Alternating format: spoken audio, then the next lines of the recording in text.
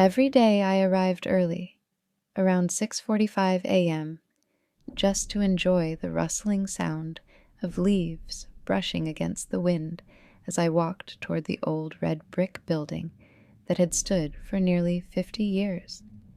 My classroom was at the end of a quiet hallway. Its windows were large, letting sunlight spill in and create golden lines across the wooden floor. The students always loved that room because it felt warm and colorful.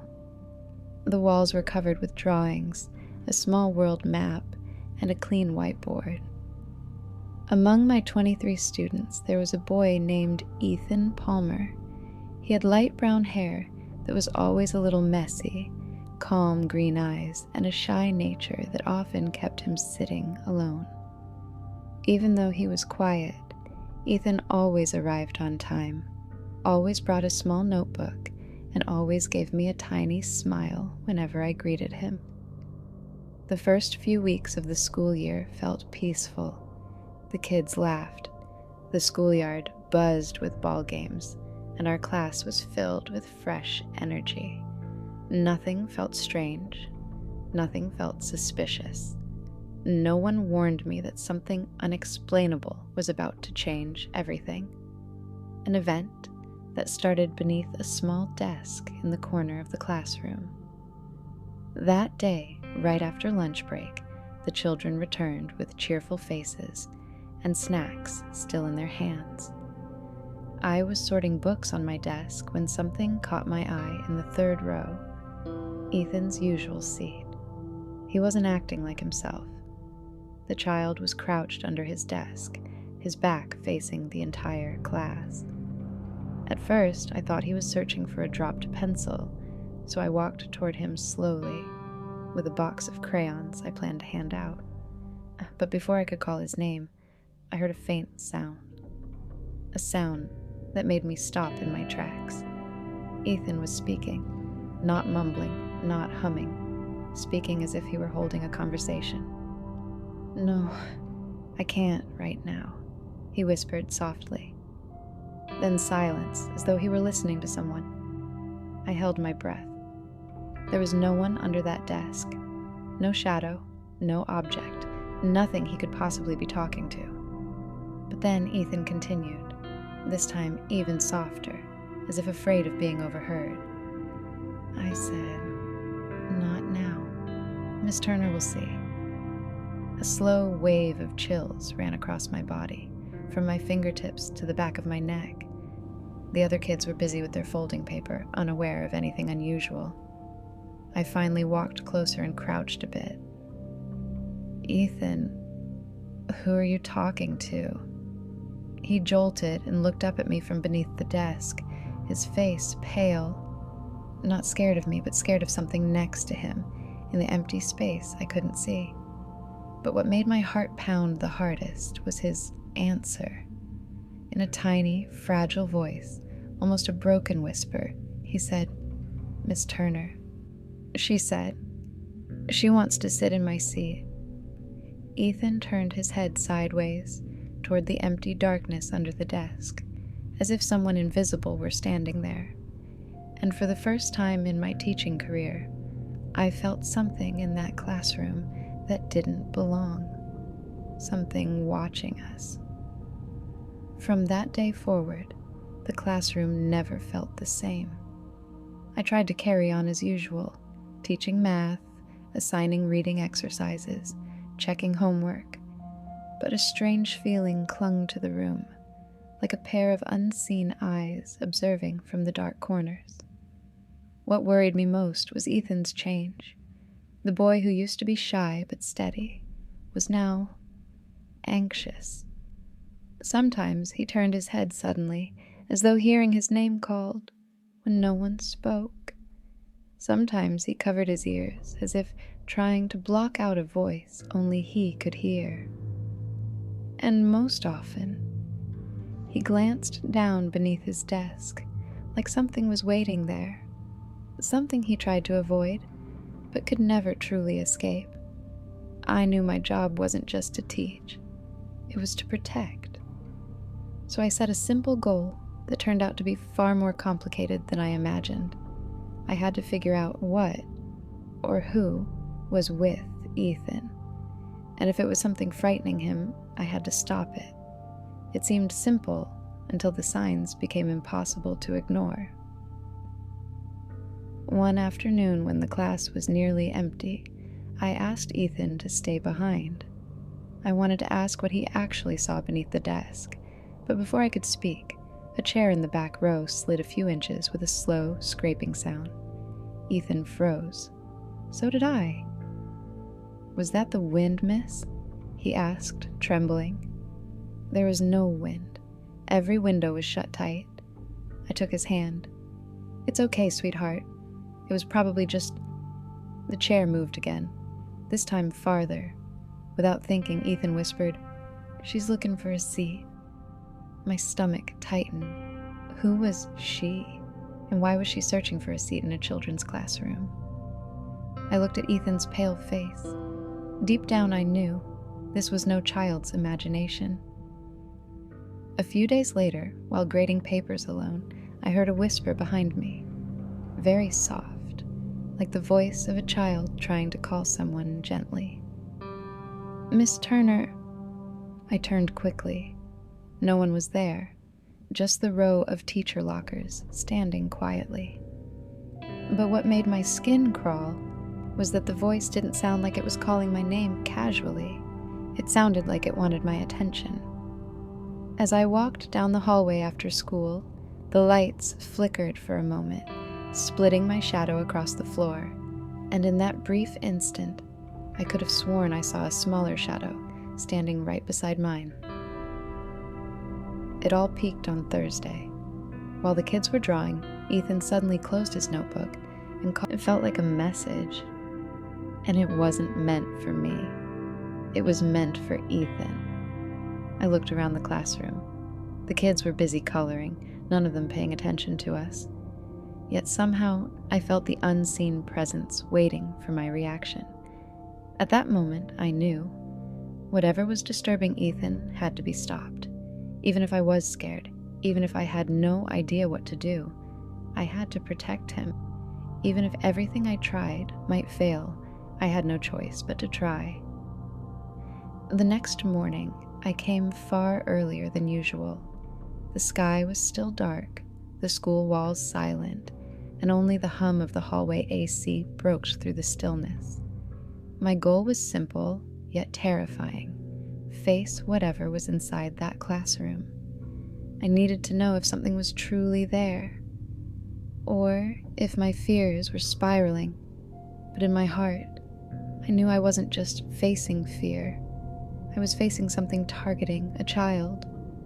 When I opened the classroom door, the scent of chalk and damp wood greeted me, but something else stopped me cold at the doorway. Ethan's desk chair was flipped upside down, as if someone or something had lifted it and dropped it without a sound. I swallowed hard. "Whoever you are," I whispered carefully, "please don't hurt my student." No answer, only a silence so deep it felt like it was waiting. I switched on the classroom lights, but the moment the room brightened, the lights flickered, once, twice, again, making my shadow dance on the walls, as if something didn't like that I had arrived early. Throughout the day, I tried everything. Sitting Ethan near me, giving him group work, moving him far from his usual desk, even placing him in another classroom for a few hours. Nothing worked. When he sat in the new seat, his drawing notebook opened by itself on his old desk. When he switched classrooms, he said he heard a voice calling down the hallway, "Ethan, you forgot me." Even when I comforted him, a knocking sound came from beneath his old desk, soft, steady, like someone knocking to be let out. Talk, talk, talk. The other children looked at the desk. Some giggled nervously, others hugged their backpacks. Ethan lowered his head, covering his ears, and any hope I had of keeping class normal fell apart completely. That afternoon, after the kids went home, I sat at Ethan's desk. I leaned down and peeked beneath it, my heart pounding. "If you can hear me," I whispered, "please stop scaring Ethan. He's frightened." The air under the desk felt colder than the rest of the room. Suddenly, a small book fell from the back shelf, even though there was no breeze. I stood up quickly, heart racing. All my attempts to be gentle, all my hopes to restore normalcy, were pointless. I collapsed into my chair, burying my face in my hands. Then I heard it. Soft, but unmistakable. A child's voice. "Miss Turner, why did you take my seat?" I sat upright. The voice came from Ethan's desk, from beneath it. And when I looked over, I saw something that froze me completely. A small hand, just a shadow of one, reached out from under the desk, stretching toward Ethan's chair. Not a human hand, not a colorful child's hand, just a dark silhouette, as if formed from empty space. Every attempt I made had failed, every gentle approach useless. And now I knew. Only one choice remained. I had to crawl under that desk, into the place where she was, and speak to her directly. A choice I wasn't sure I could make without losing my nerve. But before I could act, something happened. Something far worse. The dim classroom lights suddenly died, plunging the room into a soft darkness, lit only by the last traces of evening sun. I froze. The temperature dropped sharply, like someone had opened the door of a giant freezer inside the classroom. Then, Ethan's chair moved by itself, slowly, painfully slowly, sliding back from the desk, as if making room for something to crawl out from beneath it. I held my breath. "I just want to talk," I whispered, though I wasn't sure to whom I was speaking. Then I heard it. A small voice, but not a whisper this time. A child's voice that sounded choked with sadness. "Miss Turner, I'm late for class." A chill ran through me, not from fear, but from the deep loneliness in the voice. Slowly, a small shadow appeared, not a full figure, not a face, just the faint outline of a child sitting curled beneath the desk. Then something happened that nearly stopped my heart. The shadow lifted its head, and I saw a school uniform, same as my students', but faded, like it wasn't fully attached to a body. "Why did you forget me?" the child whispered. My hands covered my mouth as I trembled. "Who are you?" I asked breathlessly. The shadow lifted its dark hand, the same I'd seen before, and pointed to the class bulletin board, at an old dusty photo, a class picture from 3 years ago. 11 boys, 11 girls, and one small boy at the bottom right corner holding a tiny ball. I walked toward it slowly. When I looked closer, my spine went cold.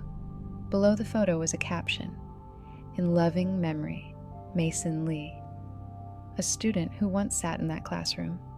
A student who never returned to school due to an accident years ago. And suddenly everything made sense. The cold desk, the moving chair, the mysterious notes, the voice calling my name. Mason. The child. He had never left the classroom. But what shocked me most wasn't his identity. It was what he said next, with a wounded voice trapped in time. "Miss Turner, I'm not trying to scare Ethan." He lowered his head, almost ashamed. "I just don't want to be alone anymore." My chest tightened, but before I could respond, the shadow looked up and whispered something that made my blood run cold. "And now, I don't just want his seat." He lifted his face higher. "I want a friend." The lights snapped on suddenly, blinding bright, and when I blinked, the shadow was gone. And I realized if Mason wanted a friend, Ethan was in grave danger. I had only one choice left: face Mason directly, or let Ethan be hunted by a lonely shadow. The next morning, I arrived with unwavering determination. I would not let Ethan face this alone. When students arrived, laughter filled the room as usual, until Ethan walked in. He froze at the doorway, staring at his old desk with fear. "The chair, it moved again this morning, miss," he whispered, like someone's waiting. The fear in his voice was real, and I knew this was the moment I had to face Mason, right from the space he guarded. I asked the class to sit down. With a calm tone, I said, "Today, we're doing something special. We're making a memory for a friend who hasn't joined our class in a long time." The children glanced at each other, confused but obedient. I crouched beside Ethan's desk, right in front of the darkness beneath it. My heart pounded like a drum. "Mason," I called softly, "I know you're still here." The classroom fell silent, completely silent. "I know you're not trying to hurt anyone," I continued. "You're just lonely." The air beneath the desk warmed slightly, like someone drawing near. The desk trembled, gently, not threateningly. The children stared wide-eyed. "You have us," I said. "But having friends doesn't mean taking someone's place or frightening them." For the first time since everything began, the room felt sad, not cold. Then a tiny voice emerged, so soft it almost drowned under the students' breaths. "Miss Turner, can I join the class activity?" The voice was fragile, like a child who hadn't been spoken to in a long time. My chest warmed. "Of course, Mason." I smiled through tears. "But one rule. You sit peacefully. No scaring Ethan. No frightening anyone." A long pause. Then Ethan's chair slid. Not sharply, not eerily, but gently, as if someone were trying to behave politely. "Okay." Just one word, but it felt like a child finally understanding. For the first time, I saw nothing. No shadows, no hands, no sudden movements. But I felt a presence. Warm, quiet, peaceful. And Ethan, gripping my sleeve, finally whispered, "Miss, it doesn't feel cold anymore." I patted his head. "He's calm now, sweetheart." That day, the entire class made a big poster of a bright sun with the words, "For the friend who's always in this classroom." When we hung it on the wall, the air felt warm, like someone was standing close, smiling. I knew who it was, and for the first time, Mason felt less like a threat and more like a child who had finally found peace. From that day on, our classroom returned to normal. No more shifting chairs, no more whispers from the hall, no more messages in Ethan's notebook. Sometimes, on very quiet mornings, I feel like someone sits in the empty seat at the back, watching the class calmly. And I always smile, because I learned something important. Sometimes what we fear is just something wanting to be understood, just someone wanting to be heard, just a small heart that doesn't want to be forgotten. And as a teacher, my job isn't only to teach, but to embrace every child, even the ones not always seen